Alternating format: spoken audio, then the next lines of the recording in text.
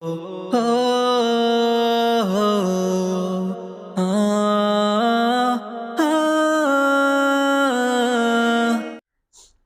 علیکم ورحمۃ اللہ وبرکاتہ۔ اسلامی تاریخ کے بکھرے موتی پروگرام میں آپ سب کا سواگت ہے، ویلکم ہے، خوش آمدید ہے۔ ماہ مبارک کا 25واں رمضان المبارک آخری اشرا بالکل ختم ہونے کو ہے، اور بہت سارے اللہ کے نیک بندے اللہ کے راستے میں اعتکاف کی نیت سے مسجدوں میں بیٹھے ہوئے ہیں۔ آپ سے گزارش ہے کہ اگر آپ اعتکاف کی نیت سے نہیں بیٹھ سکے تو کم از کم اپنے گھروں میں ہی خوب عبادت میں دل لگا کر کے اخلاص کے ساتھ عبادت میں اپنا دل، تن، من، دھن سب لگا دیجئے، اس لیے کہ باقی 2-4 روز اور رہ گئے ہیں۔ اللہ تبارک و تعالی ان ایام میں بالکل آخری آسمان پہ آ جاتے ہیں اور اعلان کرتے ہیں، کون ہے نیکی کا چاہنے والا جسے میں نیکی عطا کروں، کون ہے قرض سے پریشان اس کی قرض کی ادائیگی ہو۔ میرے عزیزو، اللہ تبارک و تعالی کے ملائکہ اور فرشتے بے شمار اس مہینے میں اترتے ہیں زمینوں پر، جو قرآن سے بھی ثابت ہے۔ آئیے، کل ہم لوگ سن رہے تھے ایک جہنمی کو واصل جہنم کیا گیا تھا جس کا نام اسود تھا، اسود انیسی جس کو کہا جاتا ہے۔ آئیے اور ایک دوسرے شیطان کا تذکرہ آ رہا ہے، اقتدار کا بھوکا۔ ایک شخص اٹھتا ہے، نبوت کا دعویٰ کرتا ہے، کچھ لوگوں کو اپنے ساتھ لیتا ہے، کشمکش کرتا ہے، اور پھر سارے عرب کا حکمراں بن بیٹھتا ہے۔ تو کیوں نہ ہم بھی یہی راستہ اختیار کریں اور قسمت آزمائی کریں۔ یہ ایک جہنمی کا تخیل ہے، ذہنی فطور ہے جو دعویٰ کر رہا ہے۔ آئیے کیا ہوتا ہے۔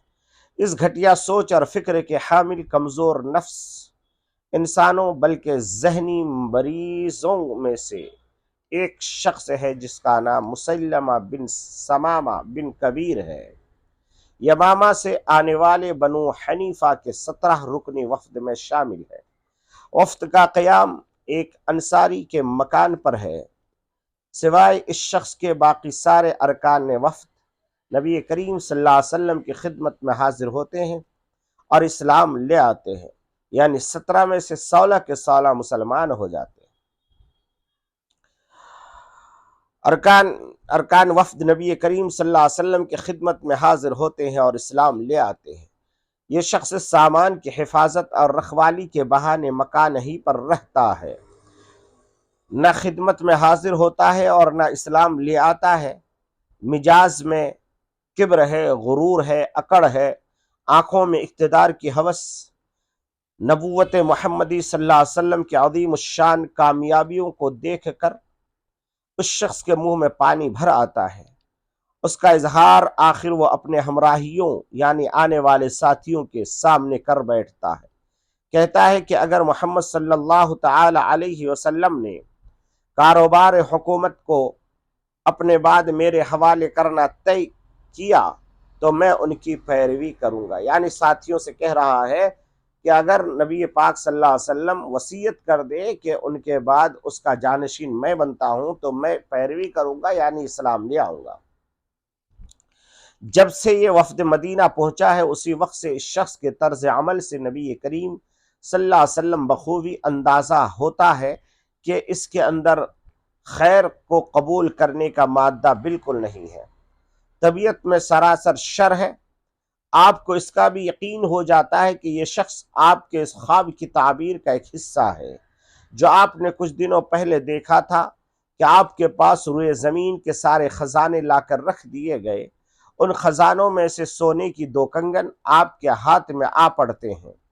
آپ کو یہ دونوں کنگن بہت بھاری اور تکلیف دہ لگ رہا ہے، ان میں سے آپ کو بڑی کفت ہو رہی ہے، چنانچہ آپ کو وحی کی گئی کہ ان دونوں کو پھونک دیجئے۔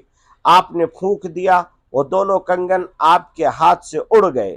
یہ خواب دیکھ کر آپ نے یہ تعبیر فرمائی تھی کہ 2 کذاب یعنی پرلے درجے کے جھوٹے نکلیں گے۔ آپ جب بنی حنیفہ کے وفد میں شامل اس شخص کی اکڑ اور انکار والا طرز عمل دیکھتے ہیں تو اس کے پاس پہنچتے ہیں اور اپنے ساتھیوں کے درمیان بیٹھا ہے۔ اس اس وقت آپ کے ہاتھ میں کھجور کی ایک چھڑی ہے، آپ اس کے سر پر جا کر کھڑے ہوتے ہیں اور آپ سے کہتا ہے کہ اگر آپ چاہیں تو ہم حکومت کے معاملے میں آپ کو آزاد چھوڑ دیں، لیکن اپنے بعد اس کو میرے لیے طے فرما دیں۔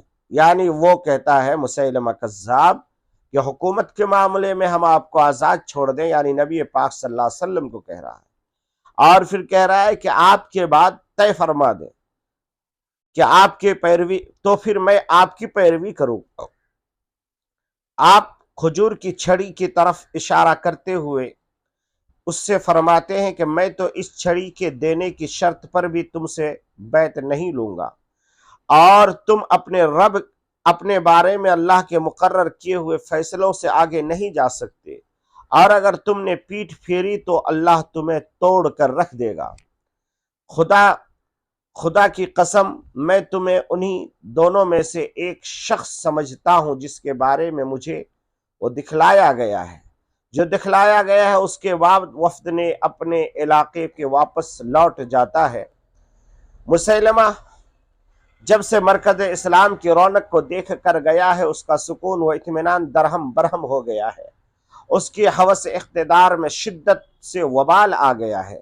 سوچتا ہے کیا کریں، شیطان تو شروع ہی سے اس کے ساتھ تھا، وہ اسے سمجھاتا ہے کہ اٹھ نبوت کا دعویٰ کر، تو ادیب تو ہے ہی، کچھ ادبی جملے اور عبارتیں مرتب کر اور وحی کے طور پر پیش کر کے دیکھ کہ کھیل کیسے بنتا ہے۔ چنانچہ اس پر عمل کرتے ہوئے وہ یہ دعویٰ کرتا ہے کہ نبوت کا کام میں سے اسے نبی کریم صلی اللہ علیہ وسلم کے ساتھ شریک کر دیا گیا ہے، یعنی وہ جھوٹ بولتا ہے کہ اللہ نے نبوت کے معاملے میں محمد رسول اللہ صلی اللہ علیہ وسلم کے ساتھ اسے بھی شریک کیا گیا ہے۔ جھوٹ کو مزید تقویت پہنچانے کی غرض سے نبی کریم صلی اللہ علیہ وسلم کے بارے میں یہ گواہی بھی دیتا ہے کہ آپ اللہ کے نبی ہیں۔ قوم پر اس کا جادو چل جاتا ہے، قبیلے کے کافی لوگ اس کے پیروی بن جاتے ہیں، پیروی کرنے لگتے ہیں۔ اس قدر و منزلت اتنی بڑھ جاتی ہے کہ اسے یمامہ کا رحمان کہا جانے لگتا ہے۔ وہ اپنی قوم کے لیے زنا، شراب کو حلال کر دیتا ہے، نماز کو معاف کر دیتا ہے۔ اب وہ ایک قدم اور آگے بڑھتا ہے اور آپ کے نام ایک خط لکھتا ہے کہ مجھے اس کام میں یعنی نبوت میں آپ کے ساتھ شریک کر دیا گیا ہے، اب آدھی حکومت ہمارے لیے ہے اور آدھی قریش کے لیے۔ اس کے جواب میں نبی کریم صلی اللہ علیہ وسلم لکھتے ہیں کہ زمین اللہ کی ہے، وہ اپنے بندوں میں سے جسے چاہتا ہے اس کا وارث بنا دیتا ہے، اور انجام پرہیزگار اور متقیوں کے لیے ہی ہے۔ مسیلمہ کذاب کا کیا ہوتا ہے انشاءاللہ کل کے سبق میں ضرور بیان کیا جائے گا۔ آپ سے میری گزارش ہے کہ یہ دور فتنے کا دور ہے، یہ دور وشاوس کا دور ہے، یہ دور شیطانوں کے سر چڑھ کر بولنے کا دور ہے، جہاں پر ارتداد کی ہوائیں چل رہی ہے۔ مسلم بیٹیاں، مسلم بہنیں، مسلم مائیں ارتداد کی شکار ہو رہی ہے، کہیں RSS کے چنگل میں آ رہی ہے، تو کہیں شکیل بن حنیف کے چنگل میں آ رہے ہیں، تو کہیں گوہر شاہی کے چنگل میں آ رہے ہیں، تو کہیں ابھی حال ہی میں کوئی ملعونہ، مبغوضہ اور لعین اور بدبخت قسم کی ایک عورت جو پڑوس ملک میں نبوت کے دعویٰ کر رہی ہے۔ تو ایسے چیزوں سے بچنے کے لیے ہمیں خاتم النبیین محمد عربی صلی اللہ تعالی علیہ وسلم کے ختم نبوت پر کامل اور مکمل اور اکمل طریقے سے ایمان لانا ہے۔ اس کے لیے ضروری ہے کہ آپ علماء کی صحبت اختیار کریں، اللہ والوں کے پاس بیٹھ کر کے اس مسئلے کو سمجھنے کی کوشش کریں کہ یہ بہت اہم مسئلہ ہے۔ اللہ تبارک و تعالی ہمیں خاتم النبیین والمرسلین صلی اللہ علیہ وسلم کے غلاموں کے غلام بنا دے، تاکہ ہم اپنی جان ان کے قدموں میں نچھاور کر سکے۔ اللہ تبارک و تعالی ہمیں عمل کی توفیق عطا فرمائے، آمین یا رب العالمین۔ السلام علیکم ورحمۃ اللہ وبرکاتہ۔